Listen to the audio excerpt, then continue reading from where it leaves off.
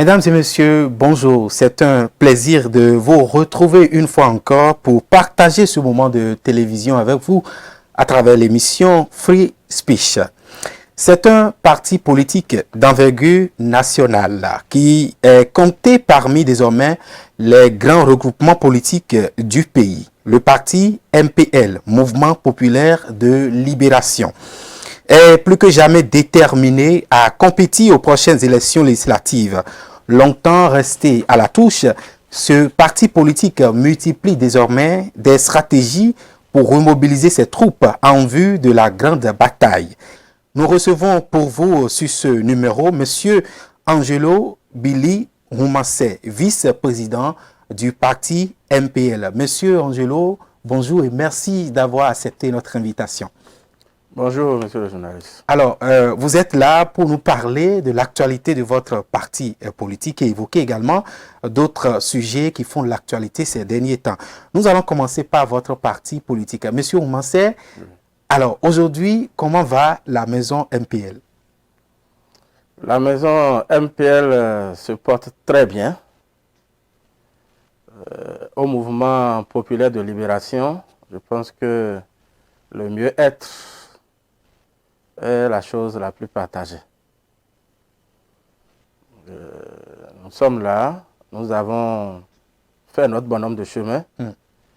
Et en tant que jeunes, nous sommes en train de nous organiser pour affronter les prochaines échéances.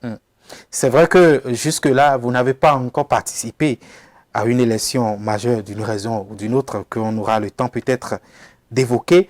Mais d'aucuns pensent que jusque-là, on ne connaît pas réellement votre parti politique sur l'échiquier national. Que direz-vous? Bon, je dirais que le parti MPL fait partie aujourd'hui des partis qui militent au sein de l'opposition. C'est vrai que nous sommes une jeune formation politique. Tout à fait. Mais nous regroupons en notre sein toute cette fougue et l'énergie de la jeunesse béninoise. Nous regroupons en notre sein toutes ces valeurs qui font porter à la jeunesse béninoise l'espoir de la relève. Et quelles sont ces valeurs-là? Ces valeurs, c'est qu'au MPL, vous avez des jeunes engagés. Au MPL, vous n'avez pas d'anciens DG, vous n'avez pas d'anciens ministres, vous n'aviez pas d'anciens députés, mais vous avez de nouveaux cadres, vous avez de nouveaux ministres qui viendront prochainement, de nouveaux députés qui seront élus très prochainement, parce que se retrouvent au MPL des jeunes qui, pendant tout le temps, ont milité auprès des aînés politiques de nos aînés et qui ont compris que notre propre destin, nous devons le prendre nous-mêmes. Et c'est fort de ce combat que nous nous sommes mis ensemble, du nord au sud, de l'est à l'ouest, pour mutualiser nos efforts. Pourquoi vous avez choisi ce chemin, celui de regrouper uniquement les jeunes? Dit-on très souvent, c'est au bout de l'ancienne qu'on tisse la nouvelle, non? Non, nous ne sommes pas contre les aînés. Et nous n'avons pas rompu le pont avec les aînés. Ils sont là en tant que conseillers, ils nous appuient. Et nous essayons autant que possible de capitaliser l'expérience que nous avons eue à leur côté. Et vous savez, comme tout maître, c'est de la responsabilité des aînés de chercher à voir émerger des jeunes comme nous qui ont fait leur preuve, qui ont montré par le passé que nous connaissons le milieu politique béninois. Et donc, quand l'élève devient maître, il doit recevoir des félicitations. Est-ce que c'est pas manque d'expérience que vous n'avez pas participé aux élections passées, par exemple? Parce qu'on attendait à ce que vous participiez aux élections communales, ne serait-ce que l'élection communale, mais à l'arrivée, on a constaté qu'il y a eu quelques dysfonctionnements et vous n'avez pas participé à ces élections. Est-ce que c'est pas manque d'expérience ou c'est vous-même qui avez choisi délibérément de ne pas aller à ces élections-là? Il faut rappeler le contexte dans lequel nous avons voulu participer au communal. Nous avons eu notre récépissé le 12 février 2019. Et nous sommes à la veille pratiquement des élections. 3 semaines avant les élections. Et pendant que d'autres partis qui existaient bien avant nous ont baissé les bras, nous nous sommes dit, ce joyau que nous nous sommes battus pour prendre, tous ces jeunes qui ont cru en nous et nous ont apporté leur soutien, parce que nous avons parcouru les 77 communes à la recherche des membres fondateurs, de leurs dossiers, et nous avons senti l'engouement auprès de cette jeunesse-là. Et c'est pour ça que nous nous sommes dit, il ne servirait à rien d'aller se reposer, d'aller dire, parce que les lois qui sont là sont des lois scélérates, nous n'allons pas aller compétir. Et nous avons pu réussir cet exploit de mobiliser 3630 dossiers en moins de 3 semaines. Ce n'est pas rien. Pour nous, aujourd'hui, on dit souvent les échecs, c'est des leçons. Nous tirons, nous capitalisons tous ces efforts-là. Parce que à la Sénat, pour une raison ou une autre, nous n'allons pas polémiquer là-dessus, nous avons été exclus. Nous avons été exclus arbitrairement. Et nous le reprécisons parce que la loi telle qu'elle est conçue permet à ce que la Sénat reçoive d'abord les dossiers et fasse maintenant les notifications dans un délai bien précis. Nous, les dossiers du MPL n'ont pas été reçus. C'est de cela qu'il s'agit. Et on nous a adressé un courrier pour nous notifier qu'on a eu un surplus de dossiers. Alors, on ne nous a pas reproché d'avoir eu moins de dossiers. Et donc, avoir fait cet exploit de collecter dans toutes les communes, dans les arrondissements du Bénin, tous ces dossiers, un candidat, c'est plus de 8 pièces. Nous avons relevé cet exploit-là. Mais malheureusement, nous avons été exclus. Il faut rappeler le contexte pour nous montrer que ce n'était pas de l'inexpérience, de l'immaturisme. Non. Il y avait une ferme volonté de participer à ces élections-là. Et nous avons prouvé notre capacité à être présents sur la ligne de départ en mobilisant les dossiers qu'il faut. Est-ce qu'à l'époque, vous avez cherché des voies de recours, par exemple? Oui, nous avons saisi la Cour suprême. Nous avons saisi la Cour suprême. Et qu'en est-il pour la suite? Oui, vous savez, nous sommes dans le pays où nous sommes. Nous avons saisi la Cour suprême. Les débats ont été ce qu'ils devaient être. Mais je me souviens, je dis et je répète, avant la délibération, il y a eu une question cruciale. Le président de la Cour a demandé à l'élément technique de la Sénat qui était présent, est-ce que si on réintégrait le parti MPL aujourd'hui au niveau du processus, au vu de l'évolution du processus, est-ce de façon matérielle et technique, vous avez encore la capacité de les intégrer dans le processus? Et vous voyez, c'est une question primordiale. Et quelle a été la réponse du représentant? Il a dit que ce serait compliqué. Il a dit que ce serait compliqué. Donc voilà, vous savez, quand vous êtes une formation politique et vous passez par ces expériences, cela ne peut que vous aguerrir à mieux affûter vos armes pour les fois prochaines. Et c'est ce que nous faisons au niveau du mouvement populaire de libération. Nous ne baissons pas les bras. Nous pensons que c'est le moment pour nous de nous battre encore plus que par le passé pour relever des défis encore plus grands. Alors, au-delà de l'élection communale que vous avez ratée pour des raisons que vous venez d'évoquer. À la suite, on a connu quand même des élections présidentielles, mais il y a un silence plat à votre niveau. On s'attendait à ce que vous rebondissiez pour présenter un candidat. Mais qu'est-ce qui s'est passé? Non, au niveau pour celui qui fait bien la lecture des événements politiques depuis 2020 à ce jour, le MPL est resté cohérent et constant dans sa posture. Quelle est cette posture-là? Cette posture est la suivante. Si nous avons voulu participer au communal, c'est parce que nous avons compris que l'enjeu de 2021 ne pouvait pas, les élections ne pouvaient pas avoir lieu sans que nous ayons les élus. Les parrains. Oui, sans avoir les parrainages. Sans avoir les parrainages. Mais il y a lorsque au cours du jeu, les règles ont été modifiées et que le chef de l'État après a fait une consultation en invitant tous les partis politiques. tous les 13 ou 4 partis politiques pour leur présenter la nouvelle loi, pour échanger avec eux. Mais quand le MPL a pris la parole, le MPL a notifié pour dire « Nous ne sommes pas venus ici pour une loi ou pour des élus pour lesquels nous ne sommes pas partis, mais nous profitons de cette occasion pour demander au chef de l'État de sauter le verrou du parrainage. » Nous l'avons dit. Mais il ne sert à rien de cautionner des élections pour lesquelles nous-mêmes nous savons déjà que les dés sont pipés. C'est cela.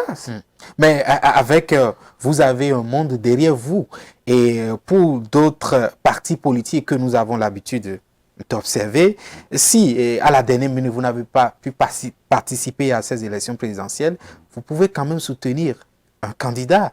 On avait 3 duos pour les élections présidentielles de 2021, mais on a constaté un silence plat à votre niveau. Non, ce n'était pas un silence. Nous avons dénoncé un processus exclusif.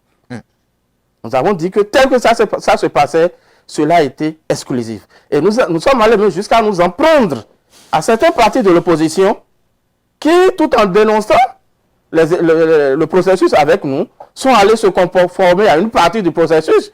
Quant au duo présidentiel, se sont conformés, mais ils n'ont pas eu les parrainages.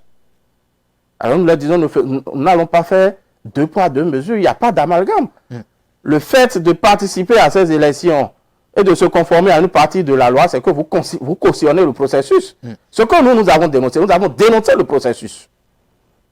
Ça a été la première posture du MPL. Nous avons dit, nous, au sein du MPL, nous avons les jeunes les plus fougueux. Nous avons au sein du MPL ces jeunes-là qui, la plupart du temps, ont pour âme la violence. Nous leur avons dit, en tant que responsables, nous ne sommes pas en position de vous engager dans un combat dont nous n'avons pas la certitude quant à l'issue. Contrairement à certaines formations politiques qui n'ont fait que livrer leurs militants en comptant par exemple sur des mécontentements populaires pour faire tomber un régime. Faire ainsi, c'est continuer toujours à présenter les jeunes comme des chairs à canon, comme des sacrifices à immoler. Nous avons pris notre bâton de pèlerin, nous avons fait le tour de nos 77 communes et nous avons dit à nos militants, vous avez vu le parcours. Si on nous avait permis d'être sur la ligne de départ pour les communales, aujourd'hui nous aurions eu nos parrainages.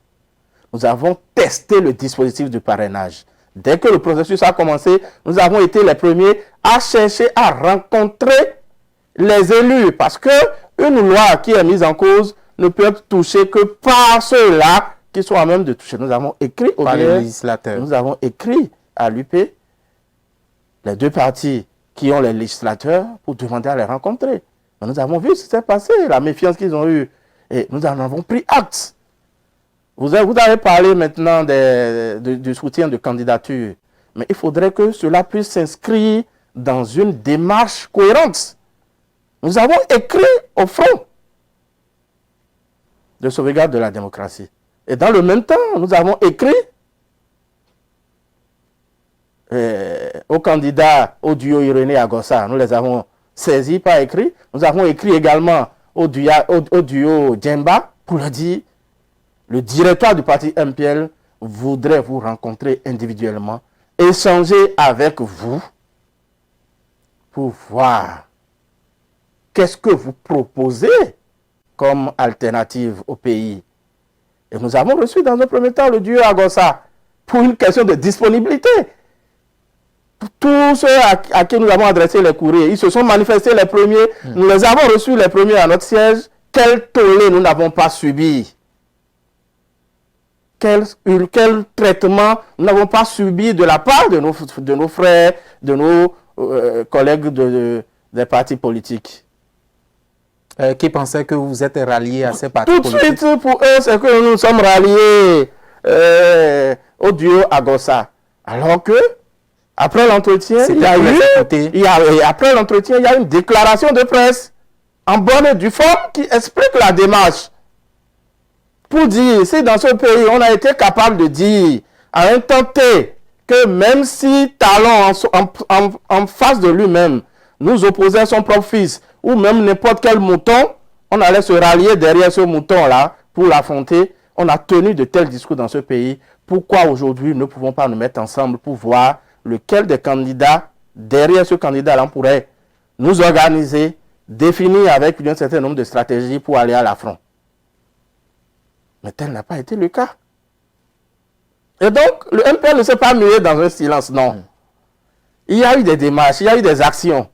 Et nous sommes restés, comme je vous l'ai dit, cohérents dans notre démarche. Alors, depuis les élections présidentielles, l'eau a coulé sur le pont, tous les regards sont tournés désormais vers les élections législatives. Quelles sont aujourd'hui vos actions concrètes sur le terrain pour reconquérir ne serait-ce que ces membres-là qui sont avec vous depuis toujours?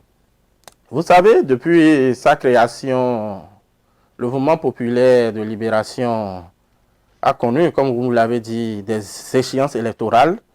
Et ce sont des faits qui font qu'un parti n'arrive pas à forcément enraciner sa base sur le terrain.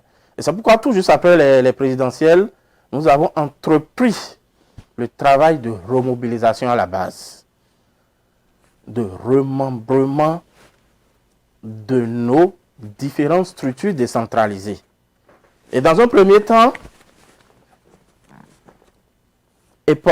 pour répondre à notre époque moderne, nous avons mis en place notre plateforme, le site internet du parti, www.mplbene.org.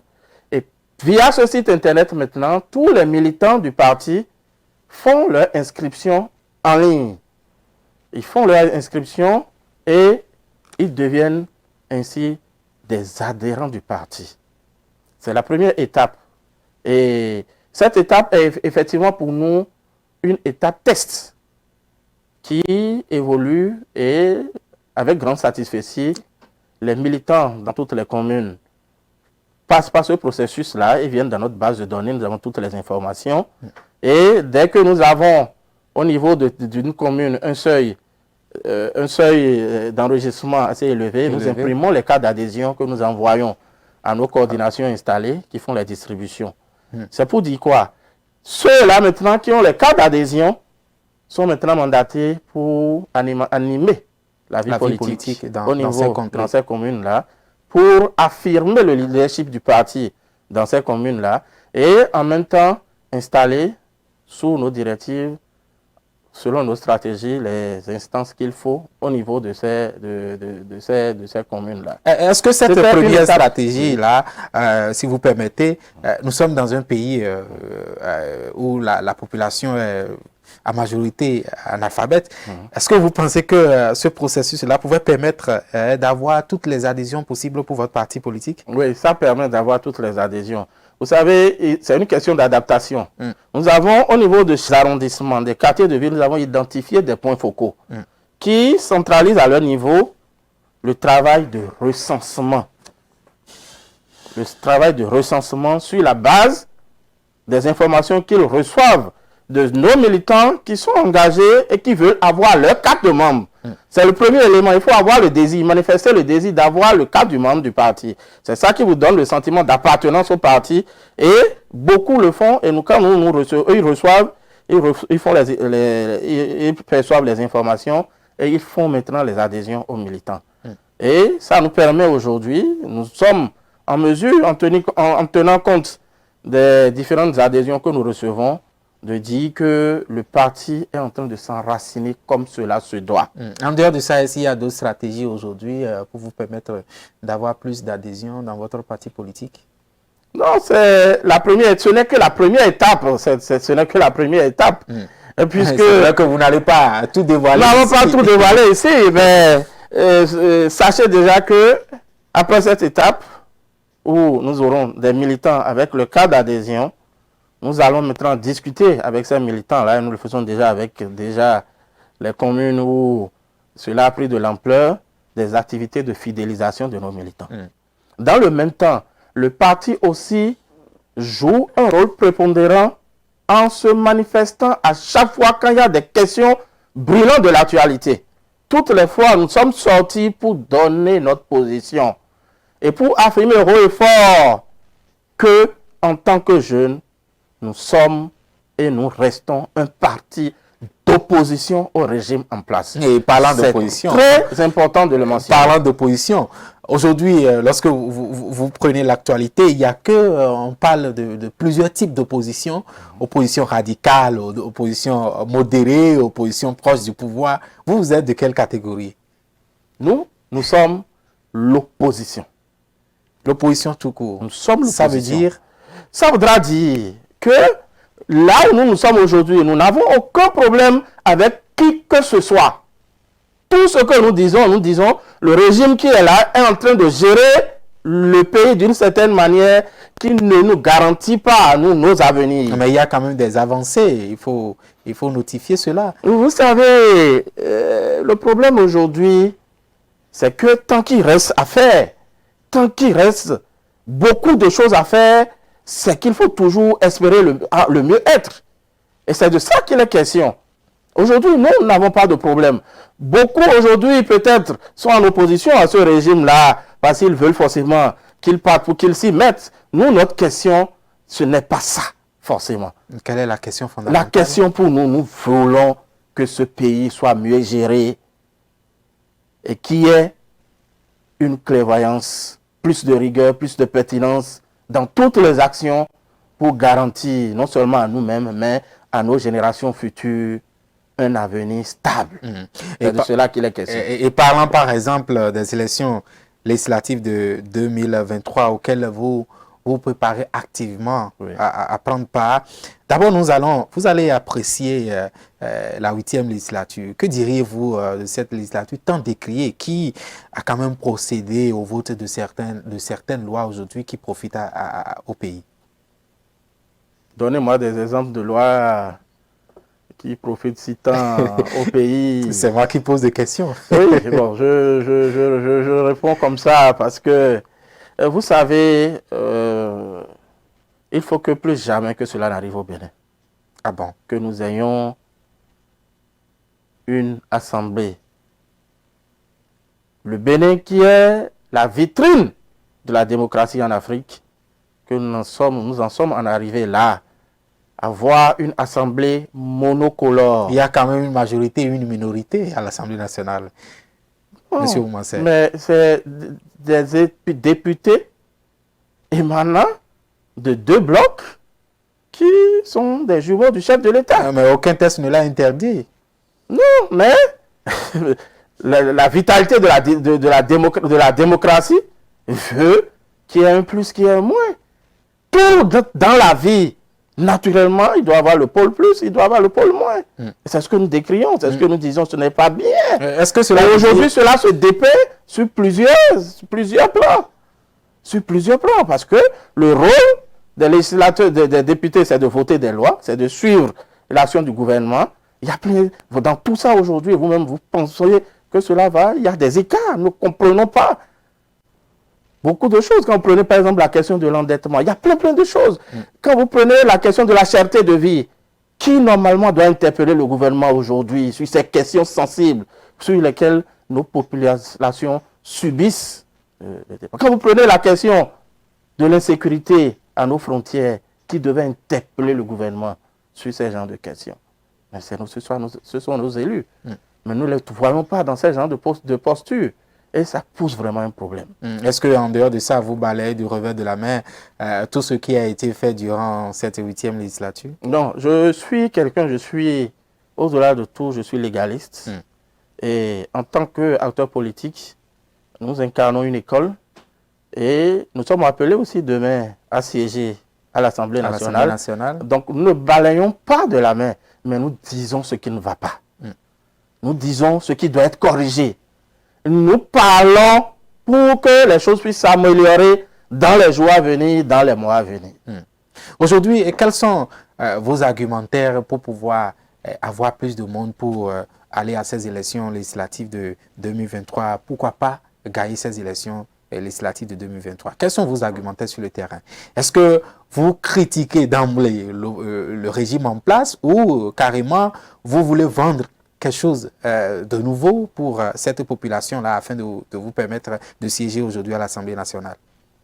Bon, vous rentrez là de plein pied dans les stratégies du parti, mais pas forcément pour dévoiler. Ça ne va pas m'empêcher de vous faire part de quelques éléments de langage qui sont les nôtres et qui ne sont pas des paroles politiciennes.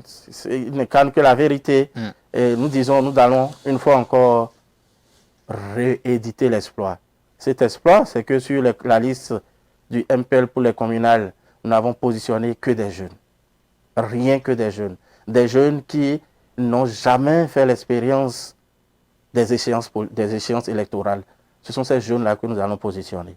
Des jeunes qui, par le passé, parce que tel était député, tel était ministre, tel était grand frère, n'ont pas la chance d'être positionnés sur ces listes-là. C'est ces jeunes-là que nous allons positionner. Nous allons rééditer cet espoir-là. Pour les législatives prochaines, dans les circonscriptions électorales, nous n'allons positionner que des jeunes. Des jeunes capables, des jeunes dignes, des jeunes qui n'ont pas de casserole, des jeunes qui ont appris auprès des aînés et qui savent que désormais, leur destin, eux-mêmes, ils doivent le prendre en main. En dehors de ces différents partis politiques, de votre parti politique que vous incarnez, vous avez dit que vous êtes de l'opposition. Il y a également d'autres partis politiques de l'opposition. Je prends par exemple les démocrates et autres partis politiques de l'opposition, FCBE par exemple. Quels sont vos rapports avec ces différents partis politiques-là? Oui, les rapports que nous avons avec les autres partis de l'opposition sont de très bons rapports. Nous disons que nous avons un dénominateur commun. Ce dénominateur commun, c'est que autant que nous sommes, nous tous, nous sommes contre la manière dont actuellement le pays est géré. Peut-être pas pour les mêmes raisons, mais il y a que nous tous, nous sommes contre. Et donc, sur les questions qui nous rassemblent, nous échangeons pour voir la mesure dans laquelle nous puissions mutualiser nos efforts pour qu'il puisse y avoir d'avancées. En parlant, comment faire, par exemple, pour que les clauses exclusives qui sont contenues dans les différentes lois, la loi sur le financement des partis politiques, le code électoral soit déverrouillé, nous échangeons entre nous pour trouver des solutions. Est-ce que c'est des rapports de convivialité, nous échangeons et ça, c'est la stratégie interne à l'opposition. À l'opposition. Est-ce que ça ne serait pas bien, puisque sur le terrain, nous observons, nous écoutons beaucoup de choses, certaines populations disent par exemple, est-ce que ça ne serait pas bien que l'opposition se rassemble en un grand bloc pour faire face à ce régime en 2023? Est-ce que vous avez pensé à ça par exemple? Par exemple, FCBE, les démocrates et MPL s'unissent ensemble pour combattre les autres pour les élections législatives de 2023. Est-ce que vous avez pensé à ça? Vous savez que la loi ne permet plus les alliances de partis. Tout à fait. Mais il y a quand même une possibilité. Trouver les mécanismes entre nous pour nous organiser en mettant de côté les égos, en cultivant le vivre ensemble qui doit se baser sur la capacité de tout un chacun de nous à dépasser, à mettre de côté le passé. Parce qu'il y a un passé qui fâche. Il y a un passé qui fâche, qui fait que les uns les autres, nous sommes méfiants des uns des autres. Il faut pouvoir, c'est un défi qui est lancé à toute l'opposition. Et il revient à chaque parti de l'opposition de voir quelle doit être sa partition pour que, même si ce n'est pas le grand ensemble, toute l'opposition ensemble, mais qui est par affinité des regroupements, ne serait-ce que par circonscription électorale, pour aller sur des listes. Si par exemple, le MPL voit que dans telle circonscription, il n'est pas trop représenté, ou bien il y a des rapports de force qui ne lui sont pas favorables, il peut peut-être voir avec un autre parti comment se renforcer, et sur cette liste-là, une cumulation, quitte à compenser dans une autre circonscription électorale, c'est des possibilités. c'est des possibilités. Et j'ai foi parce que jusque-là, les débats sont ouverts et francs. Et nous comptons sur toute l'opposition, les leaders, pour que ces genres d'échanges-là puissent être fructueuses et nous conduire à bon port. Les élections qui sont déjà prévues pour le 8 janvier prochain, qu'est-ce que vous allez dire, par exemple, à vos militants à l'heure actuelle? Non, les militants, à l'heure actuelle, déjà par le passé, savent que nous avons 1 an. Nous, depuis fort longtemps, nous leur martelons, nous leur avons dit, les élections... Si vous êtes déjà prêts? Oui, non, nous ne sommes pas prêts, mais nous continuons d'affûter nos âmes. Nous avons les préparatifs sont toujours en cours. Nous avons l'habitude de dire à nos militants, ne pensez pas que les élections, c'est mars 2023. Non, nous, par expérience, et quand vous faites déjà une bonne lecture du code électoral, vous sachez que c'est dans ces encablures des premières semaines de janvier qu'il y aura les élections. Et donc, cela nous appelle encore à plus d'organisation, à définir des chronogrammes bien précis et dès maintenant à commencer par dérouler nos stratégies pour ne pas être surpris. Parce que nous avons 2 défis majeurs. Au-delà même de la participation, de l'ouverture du scrutin à tous les partis politiques, en 2023, il reviendra à chaque formation politique de prouver maintenant de quoi il est capable. De quoi il est capable d'arriver à dépasser le seuil des 10%. Et pour ça, il ne faut pas dormir sur ses lauriers. Le MPL, on l'a si bien compris que nous affûtons nos armes pour sonner la grande mobilisation. Merci beaucoup. Merci, Monsieur Roumancet. Vous êtes le vice-président du parti MPL. Nous allons juste marquer une courte pause et vous allez également opiner sur l'actualité. Okay. Encore du nouveau. Chef d'entreprise, annonceur, particulier, Speedline TV désormais très proche de vous. Pour vos réalisations et diffusion de spots publicitaires, publics reportages, couverture médiatique, émissions, communiqués, avec Speedline TV, c'est presque gratuit. Profitez de notre période promotionnelle pour atteindre vos clients partout sur le territoire national et même dans les zones les plus reculées. Nous sommes partout en Afrique et dans le monde entier. Avec Speedline TV, votre visibilité est assurée. Avec Speedline TV, vous avez des meilleurs prix. Pour tous vos produits et services, nous vous offrons des espaces publicitaires à travers nos émissions, nos feuilletons et séries. Speedline TV est situé à Akpakpa, au téléphone 99 00 84 49. Speedline TV, votre télé.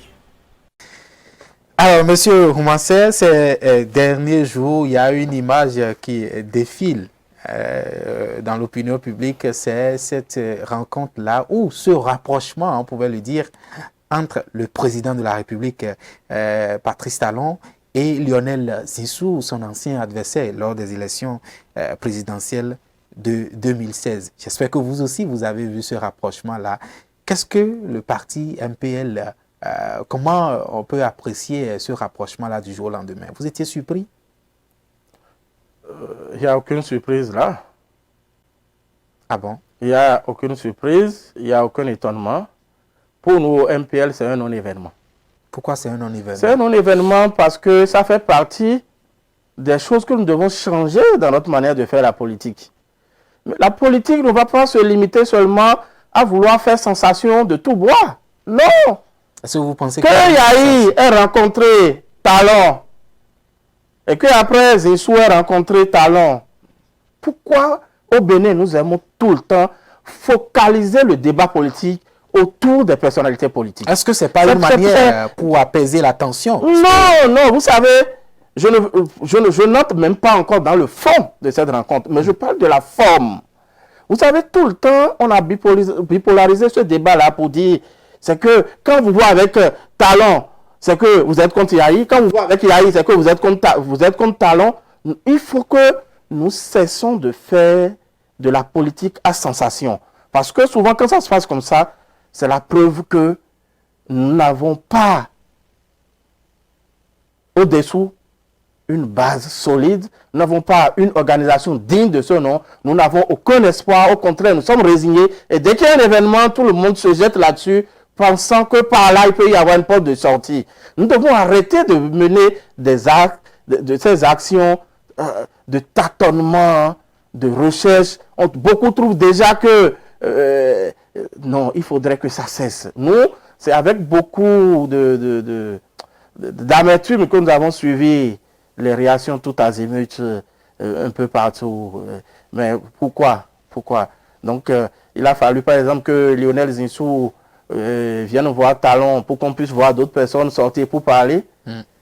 Où est-ce qu'ils étaient quand la cherté de la vie était là? Où est-ce qu'ils étaient quand on avait nos attaques djihadistes? Où est-ce qu'ils étaient quand nous sommes en train de décrire aujourd'hui une LEI sur laquelle aujourd'hui nous n'avons aucun instrument pour suivre comment cette LEI est en train d'être organisée? Or, c'est là que se jouent les élections. C'est l'un des pions sur lesquels se jouent les élections. Alors nous avons des questions si sensibles. Nous ne savons même pas encore sur cette ligne de départ maintenant pour les législatives comment nous y allons. Et nous sommes là à nous amuser. C'est comme si à chaque fois l'autre, il change sa chaîne de télévision, il ouvre un écran et tout le monde se concentre sur ça à la distraction pendant que lui déroule son tapis. Le 8 janvier est là. Dans le même temps, on parle de Zinsou, mais on vient de nous dire le 8 janvier est là. Ça voudra dire quoi? Que ce soit à Noël, que ce soit à la Saint-Sylvestre, nous sommes en pleine campagne. Voilà des questions sur lesquelles nous devons réagir, opiner et dire que au Bénin, par exemple, nous avons une tradition. Pourquoi à chaque fois vouloir bousculer nos traditions? C'est des questions sur lesquelles nous devons répondre. Mais que Yahi rencontre Talon, que Talon rencontre Zinsou, nous avons vu toute la tollée qu'il y a eu autour du débat Yahi et Talon quand il est allé. Aujourd'hui, où en sommes-nous? Où en sommes-nous sur tout ce qui a été dit entre Yahi et Talon? Où en sommes-nous? On a vu Zinsou, on a vu Soglo, et c'est la tollée. Cela me rappelle une époque où tout le temps, on a scandé, on a donné des ultimatums à Talon, on a dit pas d'élection sans l'opposition, pas si on... Non, il faut que nous cessons avec les vains discours, les paroles à sensation forte pour paraître. Pour paraître. Beaucoup ont saisi cette rencontre entre Zinsou et Talon pour montrer qu'eux aussi ils existent, pour donner de la voix. Parce que depuis là, ils n'avaient pas d'autres arguments, ils n'avaient pas d'autres sujets auxquels s'abouter pour parler. C'est triste pour notre pays. Monsieur Moisset, vous parlez de tristesse et pourtant, il y a une polémique autour de ce rapprochement. On disait entre-temps que Lionel Zinsou a été condamné et que du jour au lendemain, on retrouve quelqu'un qui a été condamné, qui est sous le coup de la justice, qui se retrouve au palais de la présidence. Certains même ont fait ce rapprochement avec d'autres acteurs qui étaient des ennemis jurés hier, qui étaient sous mandat d'arrêt international, mais qui se sont retrouvés. Je veux parler par exemple de Bertin Corvi ou encore un autre acteur clé qui était un opposant, mais qui, du jour au lendemain, se retrouve avec le régime en place. Donc, ce sont ces rapprochements-là qui font qu'aujourd'hui, il y a polémique. Est-ce que vous ne voyez pas que les polémiques-là ne sont pas vraiment vaines du moment où la justice a quand même été derrière quand même Lionel Zinsou en temps? Non, vous savez, je n'ai pas dit que les polémiques étaient vaines.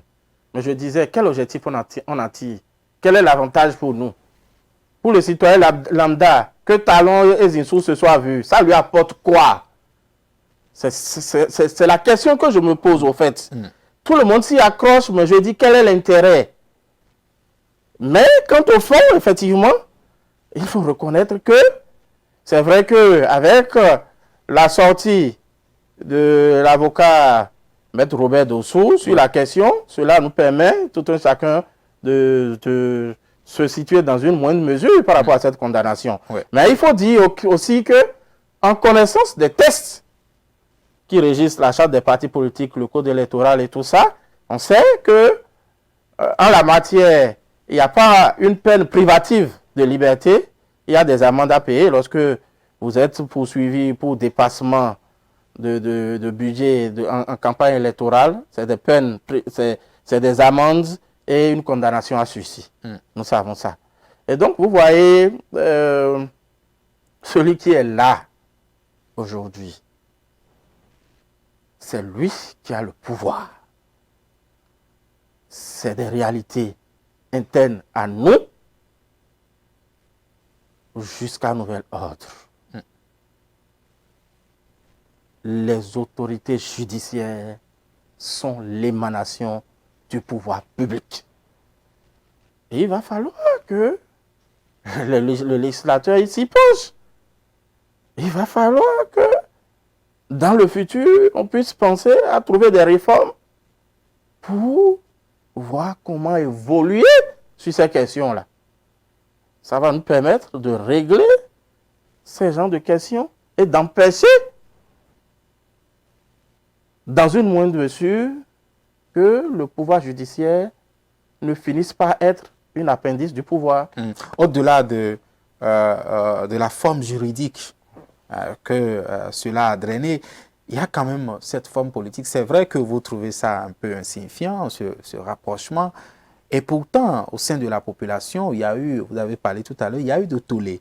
Il y a que même l'ancien ministre des Finances, aujourd'hui en exil, a parlé, a qualifié même l'ancien Premier ministre d'un objet identifié, non identifié, voilà, avec tous les mots qu'il y a autour. Est-ce que vous ne pensez pas que c'est une manière aujourd'hui de se rapprocher pour petit à petit retrouver cette cohésion nationale-là? Hier, on avait parlé de rencontre Yahi Talon, maintenant un rapprochement Lionel Zissou. Vous ne trouvez pas que c'est un chemin qui est en train d'être débalayé pour permettre à d'autres opposants d'hier, d'aujourd'hui, de faire table rase du passé et de retrouver la cohésion nationale? Moi, je dirais simplement qu'on arrête de distraire le peuple. Pour vous, c'est un folklore, c'est ça? Arrêtez de nous distraire, qu'on arrête de nous distraire. Qu'on arrête de nous distraire. Et que chacun, de par sa posture, interprète comme il veut cette rencontre, libre à tout un chacun d'aller comme cela se doit dans ses interprétations. Mais pour nous, au MPL, cela ne nous garantit rien de concret. Rien de concret. Et parce que je l'ai dit, ce n'est pas une première. On a vu déjà ces genres de rencontres. On a vu même Lionel Zissou, dans ses propos revenus, dit qu'il n'y a pas de deal entre lui et le président Talon. Et nous disons pour nous, c'est un non-événement. Nous n'allons pas nous focaliser nos énergies là-dessus parce que nous n'en tirons rien. Nous n'en gagnerons rien. Au contraire, cela ne va faire que gaspiller nos énergies dans des discussions qui ne nous apportent rien de concret. Alors, pendant ce temps, le rouleau compresseur est en train de faire son chemin. Vous savez, j'ai l'habitude de dire que je ne sais pas si c'est une stratégie propre au régime en place. Il y a toujours dans l'actualité des faits, des actes, des situations qui distraient le peuple. Pendant que le régime qui est là, en train de dérouler son tapis, est en train d'avancer. Nous avons connu dans ce pays plusieurs événements qui focalisent toute l'attention, pendant que, eh bien, des actions graves qui engagent toute la nation et l'avenir de nos enfants se jouent. Et donc, c'est sur ces questions-là que nous voulons focaliser nos énergies. Pour finir sur ce sujet-là, certains aujourd'hui pensent qu'il faut y avoir des assises ou des dialogues politiques pour permettre à ce que l'élection législative de 2023 se déroule normalement sans exclusion par le passé. Est-ce que vous trouvez ça nécessaire? Vous savez, s'il y a des assises pour régler les questions qui fâchent, elles sont les bienvenues. Mais qui en prendra l'initiative? C'est là toute la question. Le chef de l'État peut-être? C'est là toute la question. Parce que les assises doivent provenir de quelque part. Mais en tant que parti politique, vous pouvez solliciter ces assises-là ou proposer ces assises-là? Vous savez, aujourd'hui, ce ne sera pas la première fois. Beaucoup de partis ont réclamé ces assises pour dire qu'il faut qu'on aille à des assises nationales. Nous aussi, lorsque nos compatriotes ont été condamnés, nous avons dit dans la loi, il y a d'autres manières de régler les crises électorales. Et donc, il faudrait que ce soit une démarche qui implique tous les acteurs politiques. Et il faudrait aussi que ce soit une démarche qui participe à la manifestation de la vérité avant réconciliation. Parce qu'il y a une vérité. Et cette vérité, il faudrait que les uns et les autres, de part et d'autre, puissent les reconnaître. Donc, quelle que soit votre posture aujourd'hui, qu'on puisse reconnaître quelle est la vérité et quelles sont les réalités, qu'est-ce qui s'est passé pour que nous en arrivons là, et que chacun puisse, de par sa posture, reconnaître son tort. Et maintenant, d'une voix ensemble, on peut maintenant dire, voilà comment on corrige, voilà comment on fait. Mais sans jeter ces préalables, exiger, crier sur tous les toits, nous voulons des assises, nous voulons des assises. Moi, je dis, ce sont des slogans vains qui ne vont servir à rien. Qui ne vont servir à rien parce que, juste là, le régime qui est là est en train de prouver, est en train de montrer que sur le terrain politique, face à des échéances électorales, il trouve toujours le mécanisme de dérouler sa bande. Monsieur Roumassé, nous allons évoquer un autre sujet d'actualité avec vous, notamment la cherté de la vie. C'est vrai que ces derniers temps, le président du parti a donné de la voix, a dénoncé aussi par rapport à cette actualité-là. Nous allons l'occasion d'évoquer ça. Aujourd'hui, la cherté de la vie, également la multiplication des taxes, impôts et autres, font qu'aujourd'hui, plusieurs populations dénoncent ou se lamentent de ce qui se passe aujourd'hui dans le pays en matière de cherté, notamment des produits. Et pas plus tard que ces derniers jours, il y a eu des meetings à la Bourse du Travail pour dénoncer cet état de choses. Quelle est votre appréciation par rapport à ce sujet d'actualité?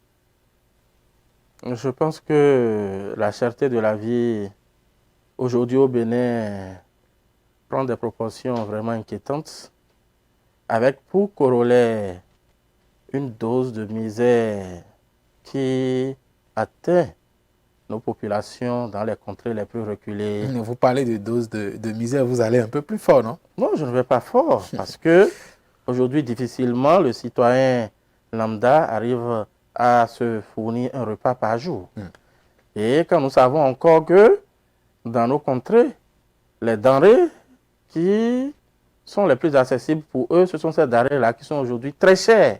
Quand vous prenez le gari, quand vous prenez le maïs, les denrées de première nécessité, les prix ont tellement flambé qu'on se pose la question de savoir à quand la fin de la saignée. Et c'est une question très préoccupante. Et nous pensons que juste là, le gouvernement n'a pas encore pris les mesures qu'il faut pour arrêter cette flambée galopante des prix. Et il faut que le gouvernement puisse très tôt réagir par rapport à ça, parce que nous tendons aussi vers une période de sécheresse, et il va falloir vraiment prendre les taureaux par les cornes pour non seulement réguler les prix des denrées, pour qu'il n'y ait pas, qu'on ne continue pas à faire de la surenchère, parce que j'appelle cela de la surenchère. Quand vous interrogez la bonne dame, elle ne vous dit pas forcément parce qu'elle a pris ça cher, mais elle vous dit, ah, c'est comme ça que ça se vend maintenant. Il y a de la surenchère qui se fait. Il faudrait qu'il y ait des communautés, le ministère du Commerce qui organise des séances de contrôle. Qu'ils essaient autant que peu de fixer les prix au rabais et avec des contrôles systématiques pour qu'il n'y ait pas de flambée de prix. Et aussi, il faut que le gouvernement revoie sa dernière décision sur l'augmentation des prix sur les denrées qui doivent traverser nos frontières. Ce n'est pas là la solution. Ce n'est pas là la solution. Parce qu'en augmentant le prix, pour empêcher que cela ne traverse pas nos frontières, que ça aille être utilisé hors frontières, celui qui veut vendre, le vendeur aussi va augmenter son prix, le prix de vente là-bas. C'est tout simplement ça. Ça ne règle pas le problème. Ça permet peut-être au gouvernement de ramasser plus de tasses au niveau de nos frontières, au niveau de nos recettes des frontières, d'augmenter un peu leurs recettes, mais ça ne règle pas le problème de la cherté. D'où la solution pour l'État aujourd'hui de mettre en place un comité qui pourrait, n'est-ce pas, réguler la cherté de la vie, la cherté de certains produits. Oui, et aussi que l'État voit dans quel mécanisme reconduire des boutiques témoins. Des boutiques témoins où, à ces boutiques-là, les populations pourront avoir les denrées de première nécessité à des prix subventionnés par l'État. Il faut que dans les 77 communes, que l'État puisse déployer, l'État en a les moyens, des boutiques témoins. Pour qu'il y ait des dons qui viennent au pays. L'État même peut subventionner les denrées de première nécessité. L'État peut instaurer des fermes agricoles. Aujourd'hui, nous avons beaucoup d'ingénieurs agronomes qui chôment. Nous avons beaucoup de jeunes qui ont fait ces cours, qui ont fait Songhai, qui sont au chômage. L'État peut créer des fermes agricoles. Et de ces fermes agricoles, la production sera dirigée vers ces boutiques témoins-là. Pour une vente hors taxe, si c'est un produit d'État, il n'y aura pas d'impôt, il n'y aura pas de truc, et ça va permettre de diminuer le prix, ne serait-ce que pour soulager la misère de nos populations. Merci, monsieur Oumanseh, vice-président du parti MPL. Nous allons évoquer très rapidement un dernier sujet avant de boucler cet entretien-là. L'attaque djihadiste au nord, l'attaque des terroristes au nord. Vous avez vu comment le gouvernement a réagi. C'est vrai qu'il a rendu hommage également à nos militaires tombés sur le front. Qu'est-ce que vous diriez par rapport à cette actualité-là? Oui, vous savez, il y a des questions de souveraineté nationale pour lesquelles ni opposants ni mouvanciers ne doivent se désolidariser. Tout à fait. C'est des questions qui touchent à l'intégrité de notre pays. Et c'est le moment pour nous de saluer encore une fois la mémoire de nos frères d'armes tombés au front. Et nous avons appris et nous avons encouragé les décisions du gouvernement qui a décidé de prendre en charge les familles de nos frères qui sont tombés sur le champ de bataille, de renforcement de sécurité qui sont faits à nos différentes frontières. Et c'est le lieu pour nous de demander au gouvernement qu'il revoie la politique de sécurité au niveau de toutes nos frontières. Nous ne savons pas aujourd'hui quelles sont les compétences, les domaines d'intervention de cette agence. Il y a une agence qui gérait les frontières. Il faudrait que le gouvernement puisse avoir une volonté politique ferme de renforcement de sécurité en installant des bases sécuritaires bien solides au niveau de toutes nos frontières. Djihadistes ou pas, telle devait être la politique du gouvernement. Merci beaucoup, monsieur Oumanseh. Merci à vous. Votre dernier mot à l'endroit de vos militants? C'est de remercier tous nos militants et sympathisants et de leur dire que la donne est lancée. Le 8 janvier, nous serons aux élections. Il revient à chacun de nous, tel que nous nous connaissons, de multiplier nos efforts. Et que ceux qui parmi nous nourrissent des ambitions de siéger au Parlement puissent prendre le bâton de pèlerin au niveau de la circonscription électorale et commencer par mener des actions d'éclat, des actions d'affirmation de la leadership et de remobilisation. À l'œuvre, on reconnaîtra l'artisan. Merci beaucoup, monsieur Oumanseh. Angelo Billy, vous êtes vice-président du parti Mouvement Populaire de Libération. Merci d'avoir accepté notre invitation. On vous retrouve très prochainement, peut-être à l'orée des élections législatives 2023 pour encore échanger sur cette élection qui s'annonce très très forte selon vous. Merci à vous, chers téléspectateurs. C'est ici que prend fin votre émission préférée. On se retrouve très prochainement pour un autre numéro. À bientôt.